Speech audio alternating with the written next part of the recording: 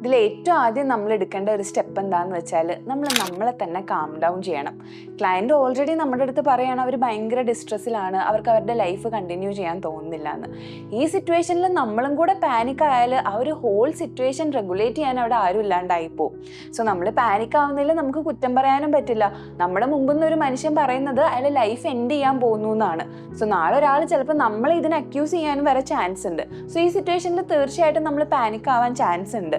പക്ഷെ നമ്മൾ മനസ്സിലാക്കേണ്ട ഒരു കാര്യം, നമ്മൾ അവിടെ ഗ്രൗണ്ടഡ് ആണ്. ഇവിടെ അത്ര വലിയ സംഭവങ്ങളൊന്നും ഇല്ല. നമ്മൾ ഗ്രൗണ്ടഡ് ആയിട്ട് ഇരുന്നിട്ടാണ് ക്ലയൻറ്റിനെ ഡീൽ ചെയ്യുന്നതെന്നുണ്ടെങ്കിൽ ക്ലയൻറ്റിനും ആ സിറ്റുവേഷനിൽ നമ്മളോടുള്ള കോൺഫിഡൻസ് കുറച്ച് കൂടാൻ ചാൻസ് ഉണ്ട്. അതായത് എനിക്കിത് മനസ്സിലാവുന്നുണ്ട്, നിങ്ങൾ എൻ്റെ അടുത്ത് ഇത് ഓപ്പൺ ആയിട്ട് കമ്മ്യൂണിക്കേറ്റ് ചെയ്തതിൽ എനിക്ക് സന്തോഷമുണ്ട്, നമുക്ക് കാര്യങ്ങൾ കുറച്ചും കൂടെ ഒന്ന് ഡീപ്പായിട്ട് അനലൈസ് ചെയ്യാം, നിങ്ങളിവിടെ ഒറ്റയ്ക്കാണെന്ന് വിചാരിക്കേണ്ട എന്നുള്ള രീതിയിൽ ക്ലയൻറ്റിനെ റിയഷ്വർ ചെയ്യാൻ നമുക്ക് പറ്റുന്നുണ്ടെങ്കിൽ ആ സിറ്റുവേഷൻ ക്ലയൻറ്റിനും കുറച്ചും കൂടെ ലൈറ്റായിട്ട് എടുക്കാൻ പറ്റും.